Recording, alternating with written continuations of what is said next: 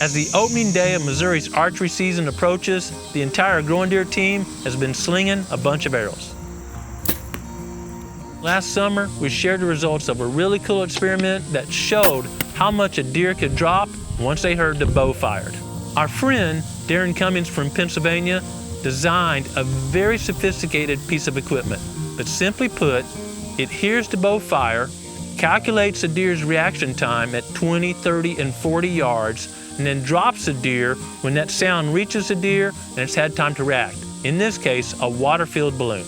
I was very interested in this subject because we've shared several hunts that showed deer responding to the sound of a noise and dropping several inches before the arrow arrived. We tested multiple bows, different draw weights, different weight arrows, and discovered that even at 20, 30, and 40 yards, deer can react even with fast bows and drop several inches before the arrow arrives. You drop. This information made a huge impact on me, so I've been working to have as quiet of a hunting rig as I can. This year, I've reduced the draw weight on the bow I'm using a heavier arrow and a few other odds and ends to decrease the overall noise resulting from a shot. One of my areas of prime focus was the arrow.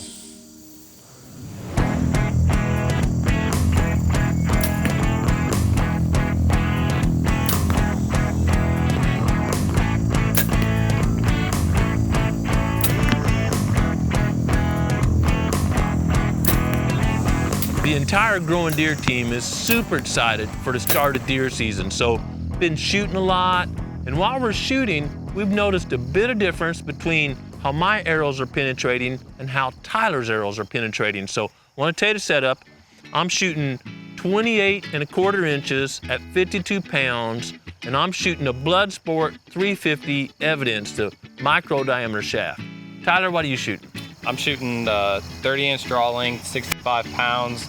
The Justice, which is not a micro diameter, more of a fatter arrow, 300.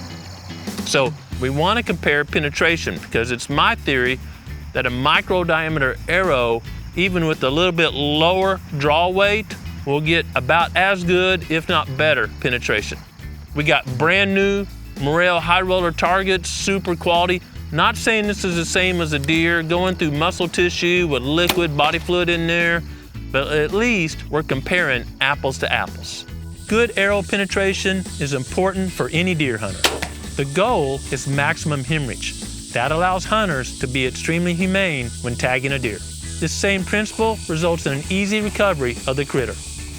A pass-through shot, especially with the Bloodsport arrow, is always great because the way the Bloodsport is designed, it lets the hunter interpret where the shot was and lets them know where to take up the trail or back out for a while.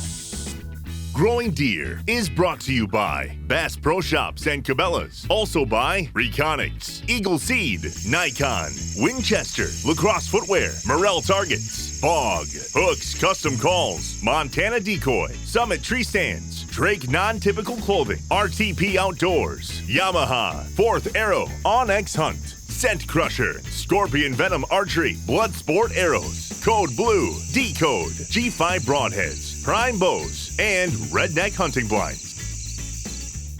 Now I want to state up front, this is not a scientific test, so before I get a bunch of hate mail, there's no regression, there's no coefficients. We're just a couple of hunters out here that we noticed something while practicing together. So we're 20 yards away, we're not worried about accuracy, we're just trying to shoot 2 or 3 inches apart. In a new target, we don't want to shoot side by side because if we do, that foam may be a little condensed from one shot to the next. So we'll shoot 2 or 3 inches apart, shoot around the target different corners as we go through the test. I'll shoot first, then Tyler can just shoot a few inches away from my arrow.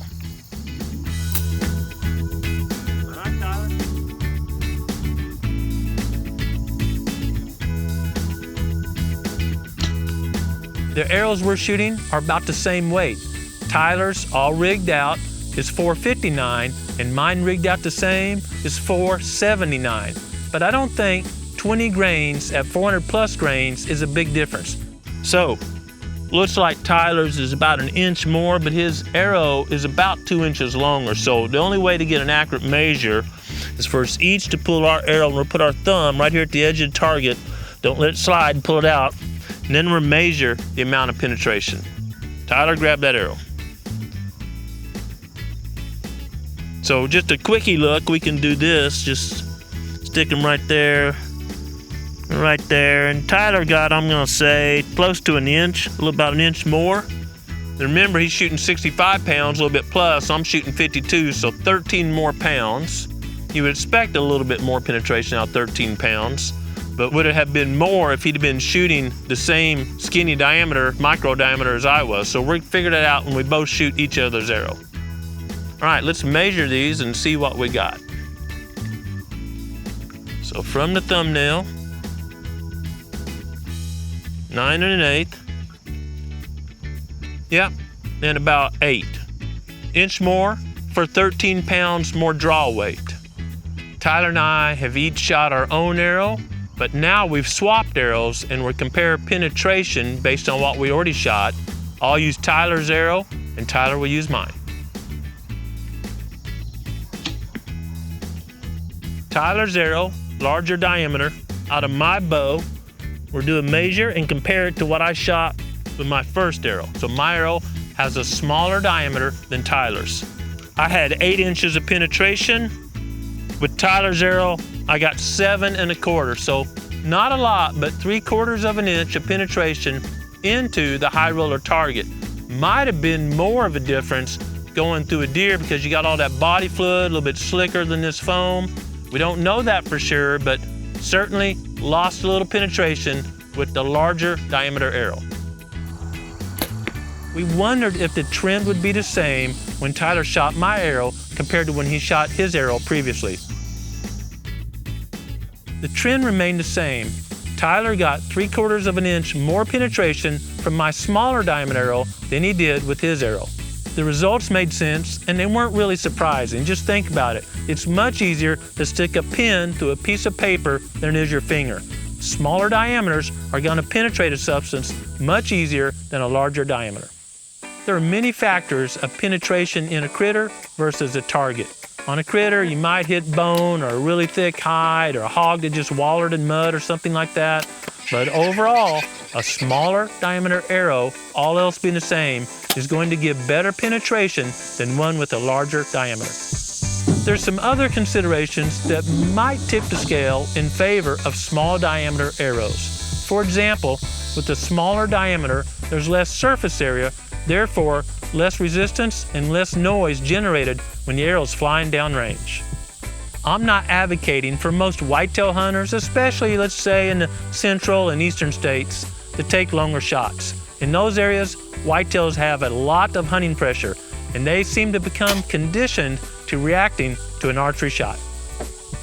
Many western game species live in areas where hunter density, the amount of hunters per square mile, is much less than the average range where whitetails are hunted. And in this case, it seems they don't get conditioned to reacting at the sound of a shot. Is an additional 3/4 of an inch of penetration going to make a big difference when trying to tag most big game species? Probably not. Like most hunters, I like gathering as much information as possible so I can make good decisions before season and during the season. I believe there's another very important takeaway from our observations. A lot of guys I know are practicing with the heaviest draw weight bow they can shoot several times in a row. That sounds good in a practice situation, but it's not the same as sitting in a cold tree stand for 2 or 3 hours than trying to pull the bow when you haven't been moving for a long time. A very important takeaway that my bow set at 13 pounds lighter than Tyler's bow and about an inch or so shorter draw length, got almost the same penetration just because I was using a smaller diameter arrow. A lighter weight bow makes it easier for hunters to practice more, is probably a lot quieter than one that's heavier, and allows hunters to stay at full draw longer in case the shot isn't developing as they thought it would. Ultimately, if we are enjoying the hunt, putting some venison in the freezer, it's all good. If you enjoy these types of hunting tips, please check out our Quick Tips playlist. If you like this type of content, please subscribe to our channel and click the bell icon so you will receive notifications every time we release a new video. Maybe season's already open where you hunt, or you're still going out behind the house and doing some practicing. Either way, I hope you get outside and enjoy creation. But most importantly, no matter where you are, take time every day to be quiet and listen to what the Creator is saying to you. Thanks for watching Growing Deer.